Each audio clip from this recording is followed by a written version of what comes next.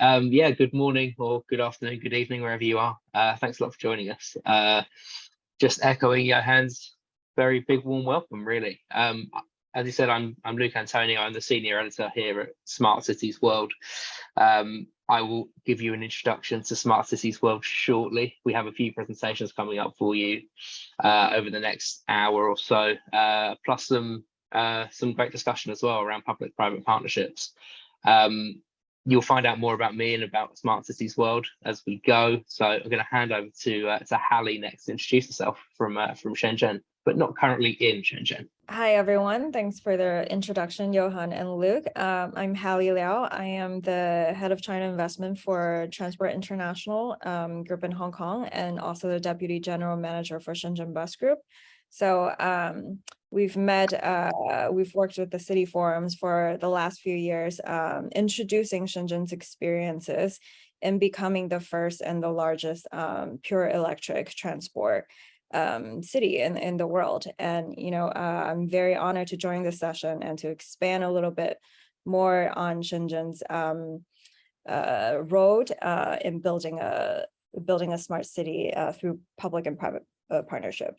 Awesome, and we'll hear much more. We have a whole section on transport, plus a great interview with Hallie actually up on SmartCitiesWorld at the moment, so worth keeping an eye out for. And Zeina, over to you.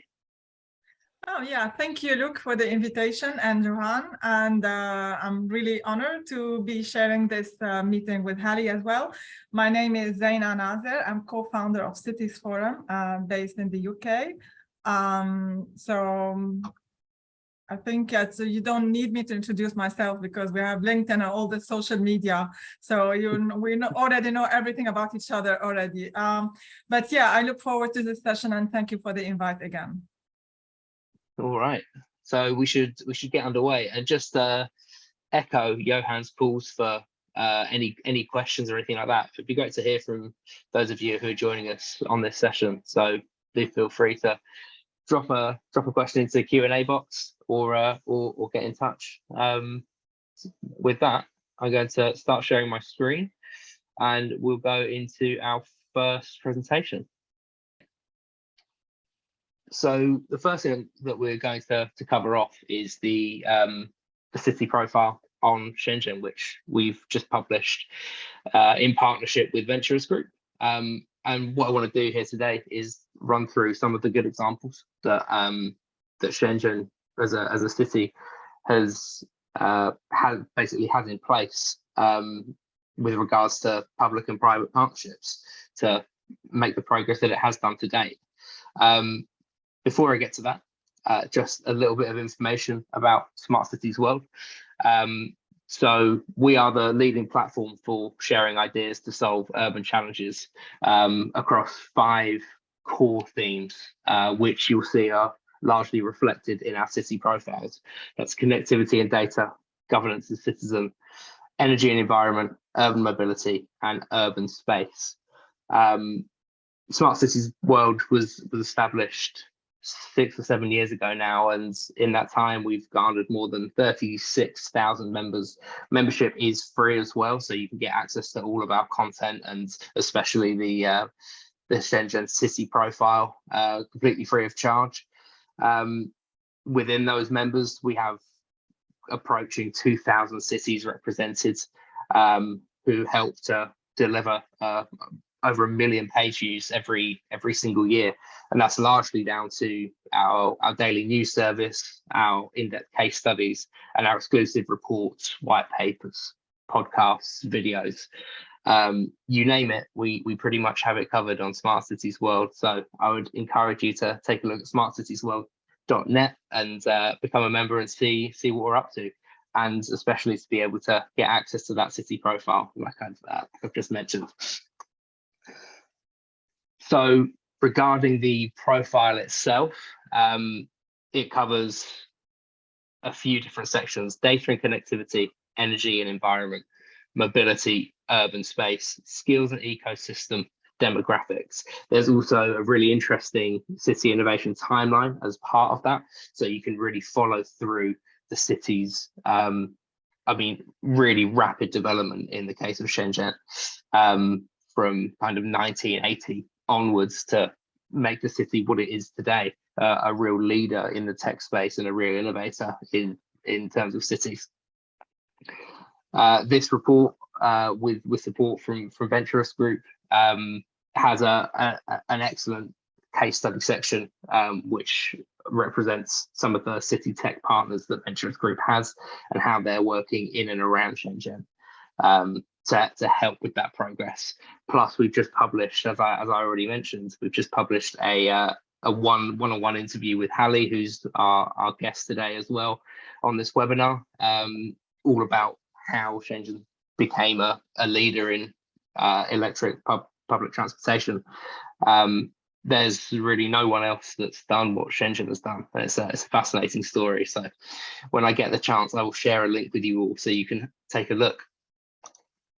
That brings us to the first section. What I want to do is take you through some of the main sections of the city profile and highlight some of the really interesting developments that have taken place, and largely due to and thanks to public-private partnerships. It obviously brings us back to our kind of core theme for this meeting. So firstly, Shenzhen's rapid growth has really led to rapid innovation as well. And it would be, I thought, useful just to give a quick overview of what the smart city vision for the city really includes, which is this three-layered architecture with a smart sensory network as the bottom layer, a smart city command center and big data center in that middle layer, and a spectrum then of smart services, so urban governance, e-government, public security, and smart industries in that top layer. Everything supported and underpinned by standards and network security. Smart city partnerships have been a massive part of Shenzhen's development and continue to be so. So you have tech companies such as Huawei, Tencent, Ping An, who all cooperate directly with Shenzhen in its development, and many of those are based and located in the city itself to make that link even closer.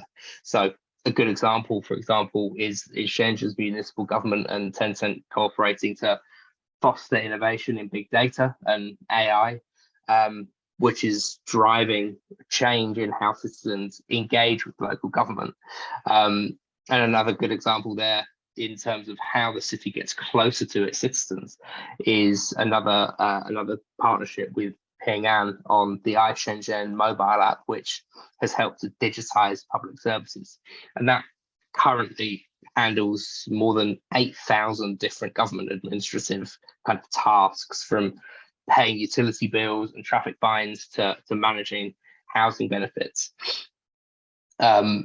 And moving forwards, there's announced back in 2020, there's a digital twin being developed of Shenzhen in partnership with Huawei, another one of those big local tech partners, which will deliver kind of deep learning capabilities and serve as a digital blueprint for the provision of smarter services. And digital twins is a topic and a theme that here at SmartCitiesWorld we're really seeing emerge in a massive way, especially over the last kind of 6 to 12 months.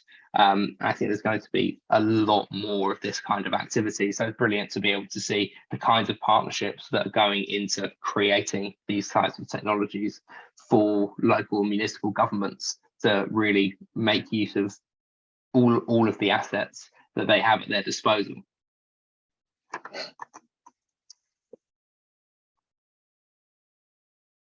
So the next section, and it's a huge one for us at SmartCitiesWorld because it's really the direction that every smart city has to move in to be considered smart and up to date in this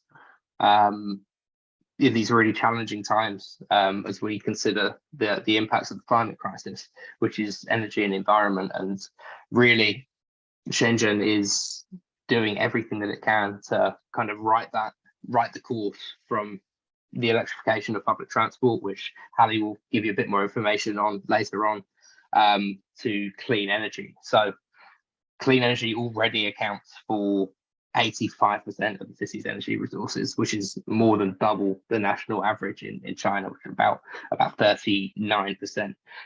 The city's use of coal is obviously decreasing, and it's really now at the forefront of the new energy industry across China, with more reliance on nuclear and LNG.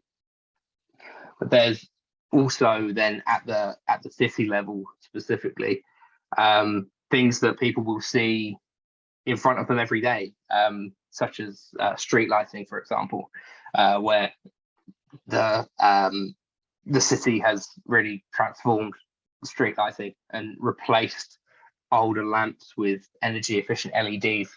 The city's installed more than 3,000 new LED luminaires and connected them to a smart city lighting management system, which is estimated to save approximately $250,000 US every year and reduce carbon emissions by around 650 tons as well. And like we've already mentioned, this idea of partnership across public and private sectors is going to be key as well. So there's this real commitment from some of those Shenzhen-based tech giants to lower the impact of their activities and commit to the city's low carbon transition. So while we're building a new campus in Shenzhen, which it claims will be the world's largest industrial park with a nearly zero carbon footprint, and some of the features there include photovoltaic power generation and energy storage, which it kind of estimates non-fossil fuel based electricity totaling around 1.5 million kilowatt hours every year. And the other important part of energy and environment is resilience. And with rapid growth comes kind of different environmental challenges. So as the city's expanded over time and used kind of to some extent overtaken natural environments, a lot of the city's land cover has been replaced with pavement and concrete, and some forest cover and wetlands have been damaged, but now the city's really working to reverse that.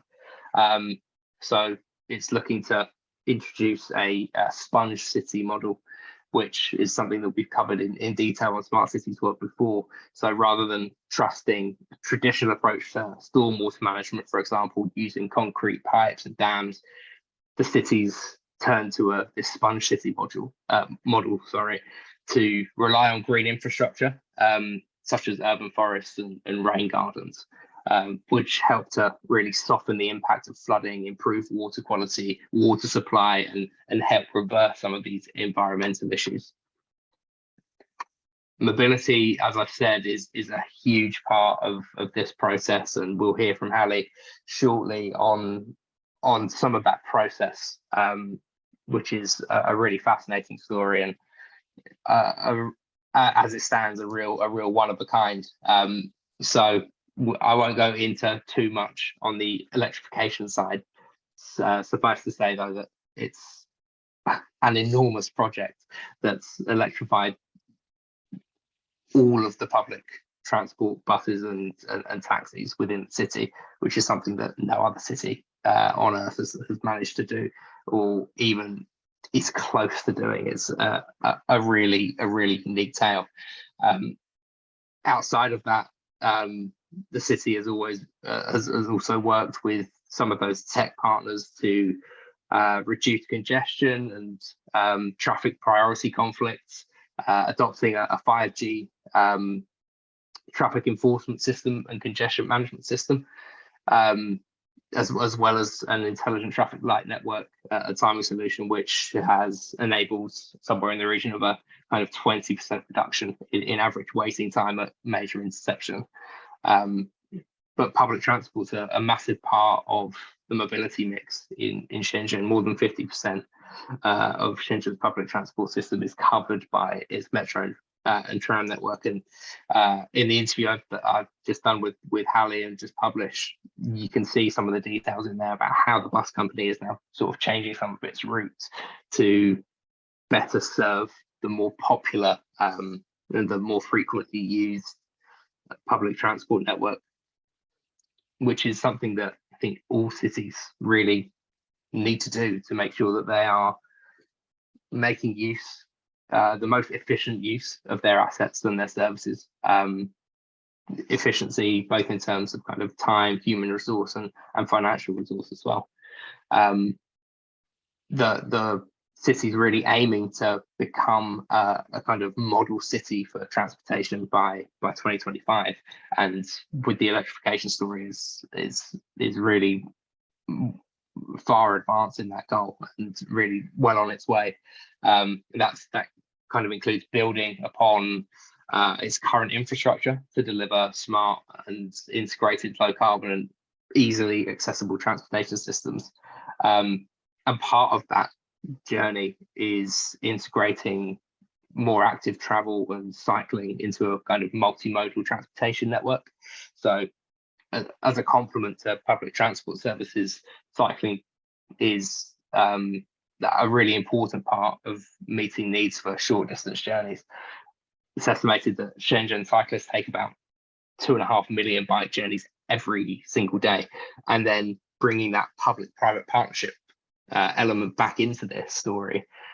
That figure includes almost 1 million journeys that are taken with shared rental bikes. That just shows how important it is to partner with the right solutions providers to deliver services to the public that are useful and there's a genuine requirement and need for. The next part is the development of urban space in the city, which we've already touched on kind of some of the energy and environmental aspects of what that means. And really, you know, Shenzhen's work to develop green space to kind of counter that growth over the years has been really quite impressive. So to sustain the environment and biodiversity, the city's built more than 1,200 parks, which includes almost 1,000 community parks, over 180 urban parks, and 33 natural parks as well. It also is home to the Fuchsia Mangrove Ecological Park, which protects coastal areas by serving as a buffer between the land and the sea, providing water purification, carbon capture and offset as well. It all goes towards those environmental targets, which are going to be so important in the city's efforts to deal with the effects of the climate crisis. Protected ecological space, in that same vein, accounts for around 50% of the lands of the city's land area. So you can see just how seriously city and municipal government is taking this as a challenge. And then finally, I wanted to touch on the skills and the ecosystem, and this really helps to emphasize the importance of public and private partnerships, even venturing into education. So Shenzhen's real emergence as a leading smart city is empowered by high-tech partners, universities, innovation centers, industrial parks, research institutes, entrepreneurs, and that's the basis for some of its, you know, incredible growth over the last, well, not very long at all, as you'll know. Within the city's 14th five-year plan, it's revealed a goal to transform its high-tech zone into a world-class research and industrial area by 2025. 159 square kilometers, consisting of 5 industrial parks, which help to implement a wide range of technology covering robotics, advanced manufacturing, next generation network, smart sensing, and of course low carbon solution feeding back into the environmental portion that we've covered off. And then in terms of continuing to develop those skills that we've already mentioned, more than 40,000 students and some really renowned research institutes are housed at Shenzhen University, which is a really important part of the special economic zone, with 4 campuses in the city, and help partnering with high-tech enterprises again to contribute to making sure that Shenzhen as a city is a real leader in innovation. And on top of that, it's also able to keep the skills that it develops within the city. So University Town Shenzhen is one of the city's most important sources of innovation and a hub of higher education with a cluster of 6 universities. According to the city government figures, more than 21,000 full-time graduates have studied at the university, and then at least 40% of those have continued to work and live in Shenzhen. So it's a real circular affair where the skills that are developed within the city remain within the city to benefit along its journey to becoming a leader in smart city innovation and along the environmental goals as well. Thank you very much for your time. I think I've probably overrun, so not great for a moderator, but I would like to quickly hand over to Hallie to just give us a bit more information about that mobility section and some of the journey before we then go to our second presentation from Zeina, which focuses more on the public and private partnership side. So Hallie, I'll hand over to you. Great. Thank you. Thanks, Luke, for the great presentation. I think just from speaking about our sector, as we've previously mentioned, the electrification journey was completed in the last 10 to 15 years. It was a long journey starting from 2008, and it took the Shenzhen government and bus operator and the entire ecosystem, including bus manufacturers, better technology providers, and also charging infrastructure providers, a total, even up till now, 10 to 15 years to complete this journey. And we're still working on optimizing and upgrading the technology every day.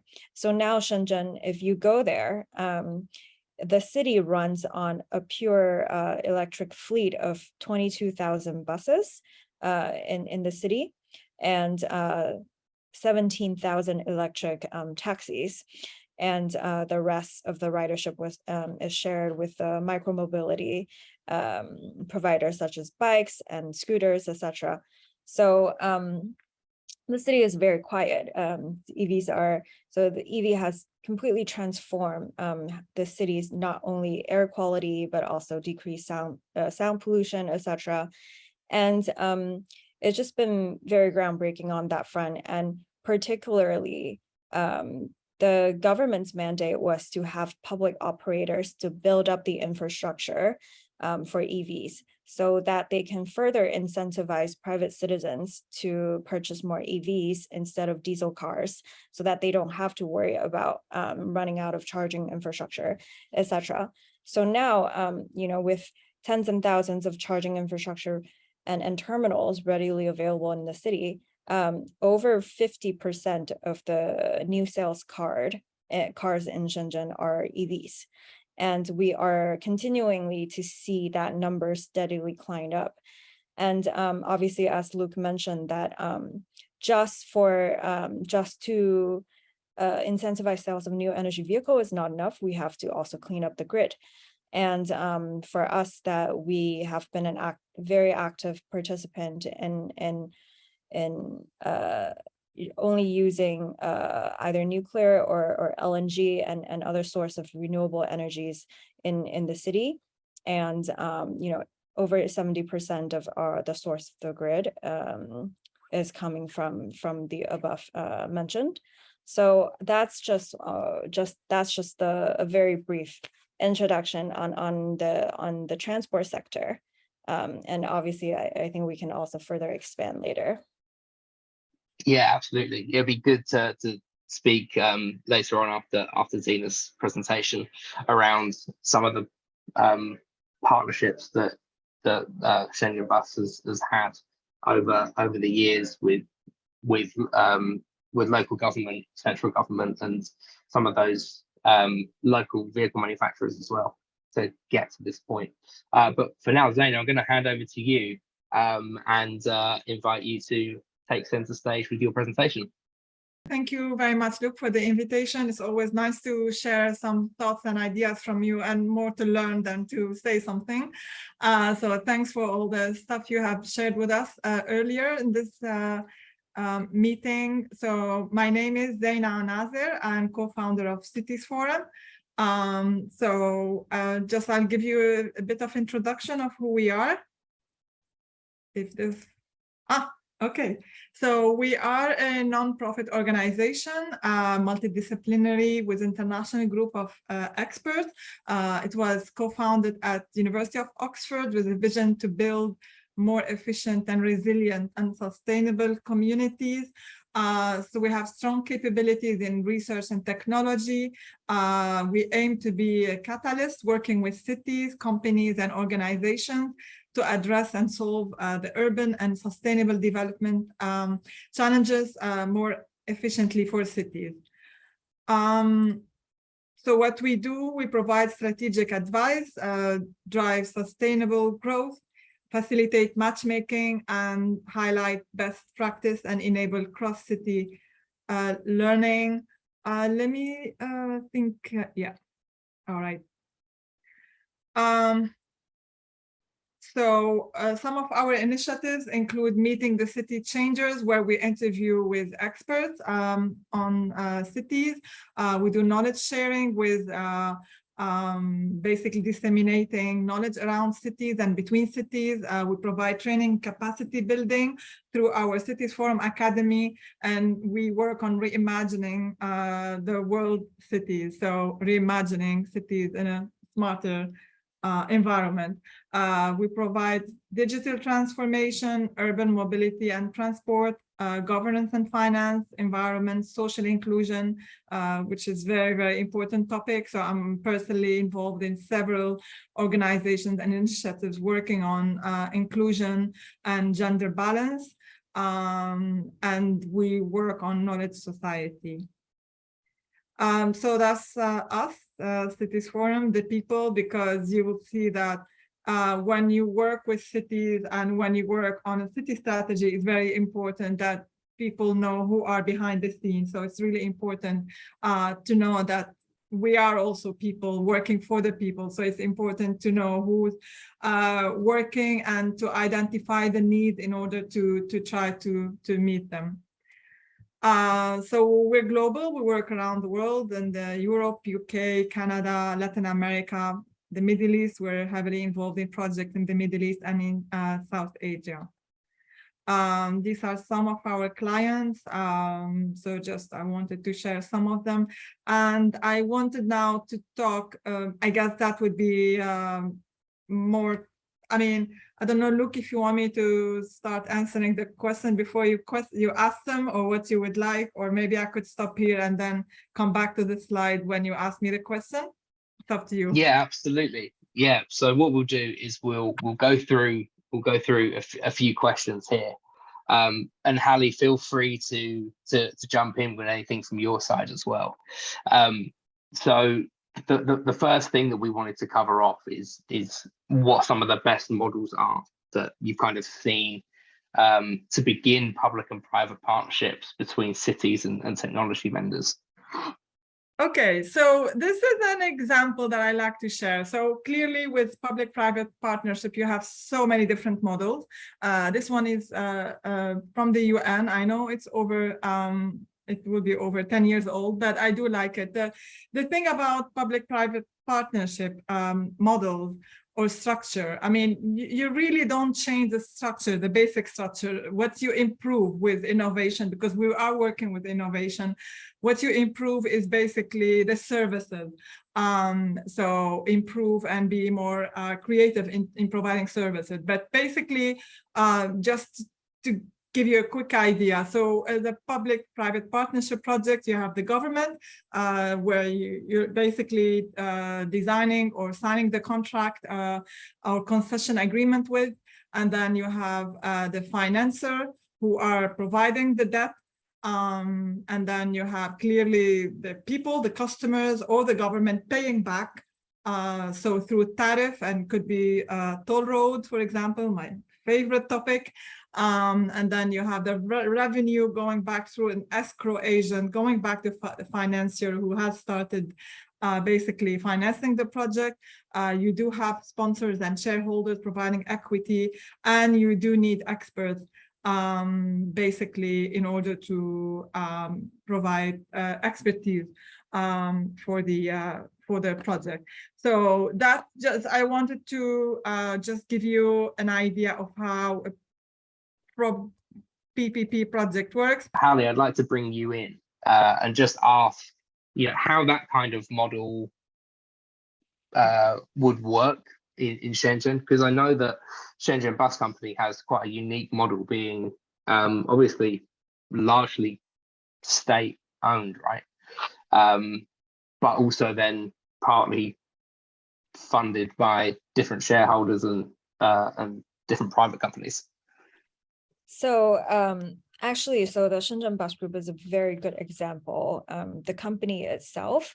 So I think for those of you who's more familiar with China, most of the public transport, particularly operators, are majority 100% state-owned for efficiency's sake. And actually, Shenzhen Bus Group is a mixed state-owned. Our largest shareholder is still the Shenzhen municipal government, but our second largest shareholder is actually Transport International, which owns KMB, Kowloon Motor Bus Company, which is the oldest and largest operator in Hong Kong. So even in the early 2000s, they brought in Hong Kong investors to diversify the group portfolio, and also to see if there are opportunities that brought in with Hong Kong at the time was a lot more international. And Shenzhen was only 20 years old city, and building a lot of infrastructure projects. And in the electrification journey, when the government was providing subsidies, it did not just give subsidies to Shenzhen Bus Group itself, but also companies like BYD, who manufacture the car, and also large charging infrastructure providers such as Potivio, etc. And these companies can directly apply for grants and subsidies to both the municipal government in Shenzhen and also the central government in China. So that was also why we completed our electrification journey in such a short span of time, was really to take advantage of the financial incentives, because these are very high capex projects.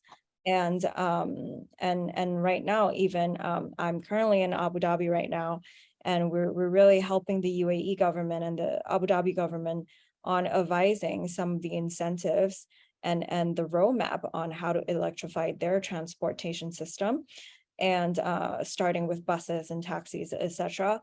And that really requires participation from all sectors, the finance sectors as well, and large national banks that can provide loans and financing for the operators and the researchers, and additionally grid companies that are in most countries largely state-owned. So it's really any big infrastructure transformation and upgrades would need prior planning, at least 5 to 10 years, and we're very happy to see that the results of it 10 years later right now.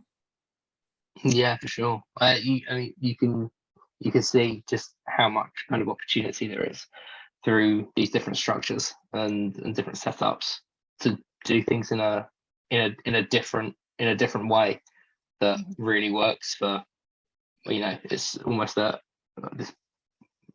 it's almost a place-based kind of setup where it's getting the setup and the organization exactly right to serve a city in an exact way, and then being able to branch that out to support other cities provides a brilliant kind of learning opportunity. The next thing that I actually wanted to ask comes back to that kind of knowledge sharing, and bringing in some kind of data sharing element to it as well. And Zeina, I'd like to obviously bring you back into this as well, to understand what kind of processes should be in place in these types of public and private partnerships to allow for data sharing between companies and knowledge sharing in the way that obviously Hallie and Shenzhen Group are doing around the world. Yeah, so what I would like to share with you is basically, we discussed a typical PPP project structure, how it works, and I wanted to give some example. You asked me about some good examples that I like to share with you. I mean, there are so many good examples, but I would like to share my favorite ones that I was personally involved in. So not far from where Hallie is. So you have Dubai Smart City. So Dubai, I would say, is the perfect example because they started since 2000, the e-government. It's one of the leaders basically in the Middle East region. In terms of smart city, where you have all kind of thousands of government services provided in a very seamless way, and this definitely had a huge impact on the city economy, on the environment, on the society. So let alone the payment system, and you have SALIC, which is brilliant as well in terms of how it works. You have all kind of public transport, Dubai Metro. So all this is done in well, clearly there was a learning curve, so it wasn't easy, but they got there at the end. So in 2000 they started the e-government, and 2014 they started Smart Dubai platform, which I think is a brilliant example. Another good example is London, where I'm usually based. So London has over 2 decades of excellent experience with congestion charging. Again, my favorite topic, contactless payment, ultra low emission zone, clearly the active travel, the net zero. So a lot of examples that you have provided, Luke and Hallie, you have provided, which say you would see them in London. So London, compared to the rest of Europe, it has way more basically suppliers, technology supplier, over twice more than what they have in Berlin and Paris, maybe around 750 suppliers. Their natural hub, London is a natural hub for artificial intelligence, research and development, lots of venture capital funds that basically invest in innovative startup projects. All this is helping a lot with the economy, especially, I mean, I focus more on the transport, on the smart city side, but in many other sectors as well. If you want me to give other good examples, you have Egypt, Smart Village. So Egypt is a nice example where they have technology park, and it's a combination between the Egypt Ministry of Information, Communication and Technology in consortium with other private companies, and they help kind of remove obstacles for ICT firms to enter the country. Neom City, so this is a new, yet to see a new smart city concept in Saudi Arabia. So that's a brilliant example as well, Neom. And clearly you have Singapore, Istanbul, city in Turkey when it comes to public transport and the metro and the kind of seeming harmonized way in payment that makes things easy for the users. and many other examples. But I wanted to focus on London and Dubai as for me, they're perfect example for a smart city. Yeah, for sure. And Hallie, from your perspective, what kinds of setup do you have between Shenzhen Bus Group and the municipal government in terms of this kind of arrangement? In terms of with the Shenzhen, and any kind of data sharing between parties and knowledge sharing to help meet strategy goals or shape future strategy. So I think the charging infrastructure and how we have built out our depots and transform all of the diesel depots to the charging infrastructure that we have right now is a great example of how we have worked closely with both the municipal government and the district governments in Shenzhen. Same as anywhere, I think in major cities in the world, London and Dubai, land price is very high in Shenzhen. So the biggest obstacle that we face in this journey was really to finding land space for charging infrastructure. And that really required a lot of cooperation with the municipal governments for them to really prioritize having the availability of land, and also putting us in touch with the local grid companies and to negotiate good electricity prices, etc., and to build up an infrastructure that has the data sharing between charging infrastructure and also the software and the hardware that we can essentially upgrade from our own platform.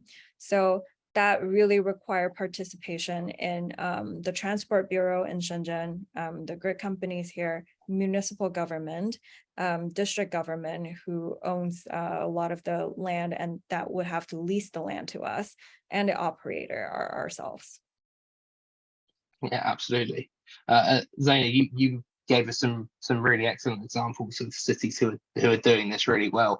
I also wanted to flip that on its head a little bit and ask, what about cities who are currently a little more protective about data sharing, knowledge sharing, what they're doing, and any steps you think that private sector firms and technology vendors, for example, could take to break down some of those kind of trust barriers to be able to work with cities more closely?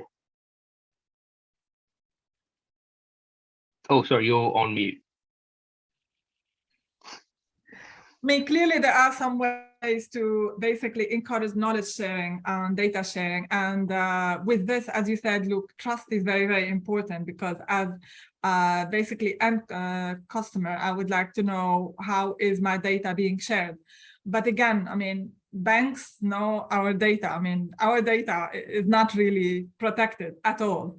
I mean, basically, I research something on Google, and then I find on Facebook some ads about it. So I don't know why people get so concerned about privacy, and there's no privacy. I mean, once you have a smartphone, then you no longer have a private life. So that's the bottom line. So, but then again, it doesn't hurt for the public to kind of gain the, for the government to gain the public trust and acceptability. And that's what basically London has done. So London, through London buses, they were explaining congestion charging, how it works, how the money will be spent on the infrastructure. So basically kind of we're getting our return on investment. They see the value because by driving less to the center or having to pay to enter the center, it's improving an alternative mode of transport, which in the big picture, it helps the environment, it helps our lifestyle, and so it helps the city overall. So gaining public acceptability, and that's something we work hard on, is very, very, very important. Having being led by example, so it doesn't hurt to take always, I mean, I did mention London and Dubai, but Singapore is a fantastic example. And I mean, I've been many times to Singapore, and I'm amazed by how everyone is passionate about the city. And this is an open platform, and you have data shared everywhere, and it's done responsibly, and it's done in a way that it will benefit the public. I mean, clearly, when you prove to the public that your data is only used for the purpose of the transport and nothing else, basically, and it will be basically destroyed in few months. So the idea is not to collect data for the sake of selling your data, which it shouldn't be done. It's collected unless you sign and you agree that you're happy to receive third-party communication for ads. Some people are happy with that, but this is all done basically in a very transparent way. So I still believe that cities that are reluctant about providing an open data platform should rethink it, should look at some benchmarking with other cities, some good examples, speak to experts, and then look at a way where they could do something to improve basically people's lifestyle, because at the end of the day, cities should be designed for people, and it should be taken into consideration. Having said that, I just feel like I want to share this little experience with you. So I do have a smart watch like everyone else, and my smartwatch is telling me everything I'm doing, and it's nice because at night you don't need to turn on the light, you can look and you see the time. So it's providing you everything. And clearly for the company that provide me the smartwatch, I mean, by giving my feedback on, okay, don't let it, is there a way not to let my watch basically jump and tell me you achieved your goal in the middle of the night? So there are ways where you can kind of give back some feedback, and then the technology provider can do what fits you. So, and with that, I don't need to wear my luxury watch. I mean, I really need this smartwatch because it's more useful for me. So it's pointless to use my other watch, which it's a shame now. But then again, the idea is knowledge is power, and we need to get this knowledge, we need to use it, and it should be there to improve our life. And for me, this is what I think. I mean, if knowledge and data is used in the right direction, then this is what should happen, and it should be provided and supported by both sides, the public sector side, the private sector side, and the consumer side. So it should be a good kind of synergy between all the parties involved. 100%. And like you say, knowledge is power, and trust is a really important part to this equation. The only way you build trust is through education and letting people know what it is that you're doing and how things, like important things like data are going to be used. Hallie, how does that resonate with you, the situation with Shenzhen Bus? Because obviously, I imagine at the beginning of the process of electrification, for example, probably would have had to convince the public that this was a safe technology and that batteries weren't going to catch fire or something horrible like that. Yeah, so actually it took us a few years, even before the journey, to educate the public on whether it's safe to trial the buses and have them really see the benefit. For example, back when we were using diesel cars, depots and residential areas near the depots usually gets a lot of complaints because it's very loud. And for them to really experience firsthand that there's a tangible benefit of having better air quality, having a lower noise level, to gain the general public's trust, and also to really put the focus on safety and in our management and operations, to see that for the general public to see that we have not had any issues with batteries, and that those are our primary concerns.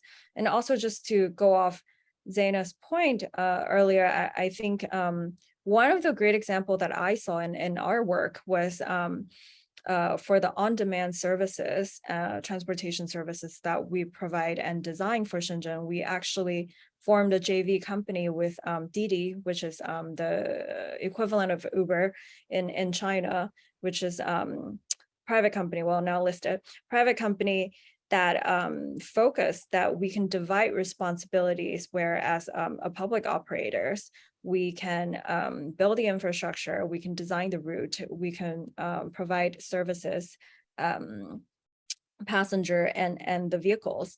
And private companies like Didi can focus on what they do best, which is really developing a software and focus on technology and getting good user experiences for our passengers, which for public companies like us, that's not our expertise. So to really give last mile, first mile solutions to complement the metro and the bus services that we provide, I think it's a prime example of having the public sector and private sector to go into business where each other can focus on their respective strengths. Yeah, for sure. That's a really valuable lesson. And I think there's, a lot for public and private sector to kind of take away from this.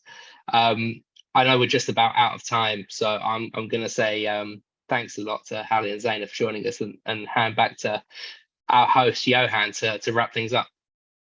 Indeed. Well, thank you, all of you. It was a really great session. I do have one question I would like to ask to Hallie before we round up, because after all, the focus of this session today was very much about the Smart City report we did on Shenzhen. And you're the only one who actually lived there day to day. And I'm sure you're well traveled, so you have a lot of other reference points around the world. So can you just spend 1 minute or two explaining how it is to actually live in Shenzhen? I haven't been there for ages myself.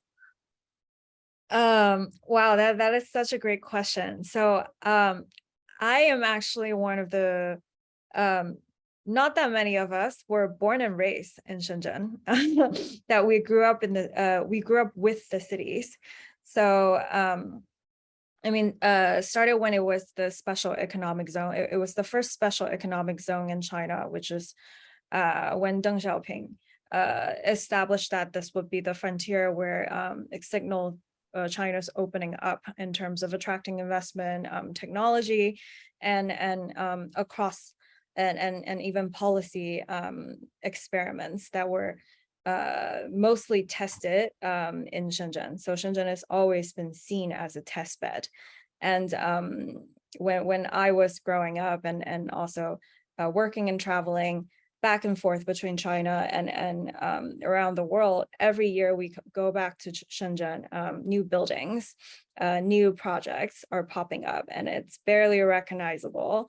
However, I would say the one major difference that I can see even comparing to other major cities in China, because it was such a new city when it was established, the focus on the environment and the focus on not on putting that in policies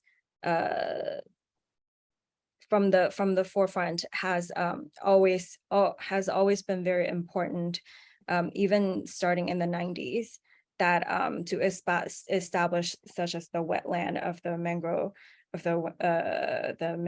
wetland, and also starting from planning that they have reserved over 50% of the land for parks, and so you can see that it was not really polluted from the beginning. And I think a large part of why Shenzhen Bus Group was able to test the electrification and complete that process so early on was because we were surrounded by tech companies like BYD, Tencent, Huawei, etc., that we had easily accessible talent and technology that we can work with, and it's essential that we work closely with the OEMs. So that's also what we tell with our international partners here too.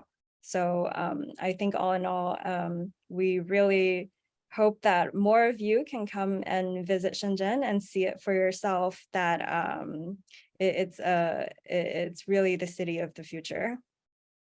Well, I'm sure I can speak on behalf of everyone saying, yes, we would love to come and we would like to ride on your electric buses too. Try them out.